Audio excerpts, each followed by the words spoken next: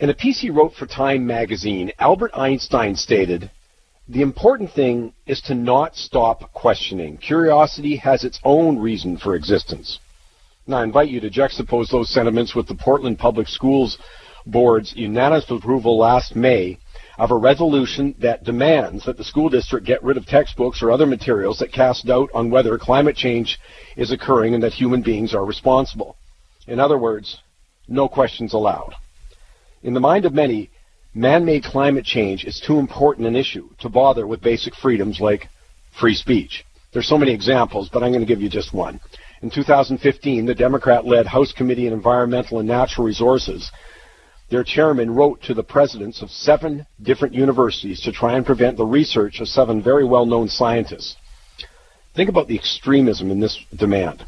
One of the targets was Roger Pielke, respected professor at the University of Colorado Center for Science and Technology Policy Research, who's written a book calling for a carbon tax. He's written a book calling for a carbon tax. He spoke in favor of President Obama's proposed carbon regulations and has been a vocal supporter of the International Panel on Climate Change.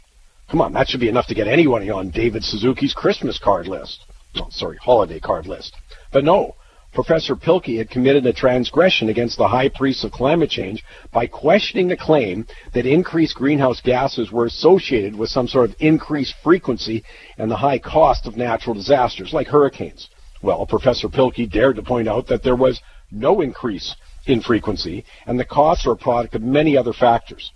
And by the way, the UN's International Panel on Climate Change agrees with his concerns, but that's still not good enough. Professor Pielke questioned the climate agenda, and for that, he must be shut down. So much for academic freedom. But then again, come on, what's there to talk about? We're told the science is settled. Now stop laughing. I mean it. Stop laughing. We'll both get in trouble. I know there's a 97% consensus, a catch-all bit of nonsense, continually declared by non-scientists, that's designed to discourage discussion.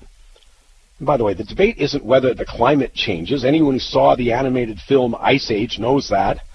The debate is over the degree to which man influences climate. On that issue, there's absolutely no consensus, with many scientists arguing that natural causes, especially the sun and the changing orbit around it, are prime movers of climate change. But there is no consensus. I want to be clear. I'm not debating the causes or man's influence on climate change here. My gosh, I've given that up. In the public, we've long since been rational about that debate. No, so save the emails. No, I'm not interested. I'm talking about the destructiveness of the totalitarian, no questions allowed approach and the accompanying consequences. The don't you dare question us attitude has turned off much of the public, but it's also played a major role in wasting billions of dollars. Now here's the problem. Concerns over climate change don't remove the necessity to scrutinize how governments are spending tax dollars to fight global warming. But that's what happened. Climate change projects are seen to be above scrutiny. No need for cost-benefit analysis. No exploration of the financial viability of the projects. Billions have been lost. Come on, in Canada, federal bureaucrats admitted that the $4 billion spent between 1998 and 2003, that was under Jean Chrétien and Paul Martin's Liberal governments, the money was spent to meet our commitments outlined in the Kyoto Accord. Well, they admit that the money was wasted. Goodness gracious, Tom Axworthy is the co-chair of the Liberal Party's Renewal Commission. He summed up the government's climate change plan by saying it was difficult to understand, but it didn't matter because his party's Kyoto plan was, in quotes, wasn't real anyways, end of quote. Everywhere you look, stories of billions being lost and going green around the, it doesn't matter where we look, as I say, they abound. From the infamous $500 million boondoggle Solandra bankruptcy in the U.S. to billions in ethanol subsidies to the $6 billion in EU loans to mafia-controlled wind farms in Italy. The list of wasted money and failed projects is way too long to go into here, but we don't have to go outside our own borders to see the high cost of ignoring financial considerations when going green. Gosh, where do you start in Ontario?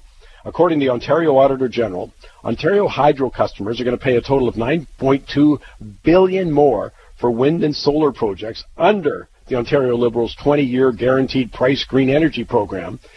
They'll pay $9.2 billion more for renewable energy than they would have paid if the Liberals had never implemented the Go Green program. Now that's on top of the $8 billion already wasted on failed projects that the Auditor General concluded that normal due diligence for an expenditure of that magnitude had not been followed. No, there's no word yet on what the Auditor General thinks of Ontario Liberals' latest decision to raise the cap on incentives for electric cars from $3,000 to $14,000 in order to help upper-income earners with their purchase of what, $120,000, $125,000, $150,000 Teslas? And please note that paying $14,000 to luxury electric car buyers will result in absolutely no measurable reduction in CO2 emissions. As University of Calgary economist Jack Mintz recently warned, the public is growing tired of high-cost, inefficient policies to fight climate change. The part that climate activists don't seem to understand, but it should be a major concern, is that the cost of ineffective and wasteful programs is not only financial, but it reduces public support for taking meaningful action. Yet wasted money and inefficient spending are guaranteed as long as the no questions allowed approach continues to be the norm in an environment that demonizes anyone who questions climate-related projects and expenditures. No, this is going south fast.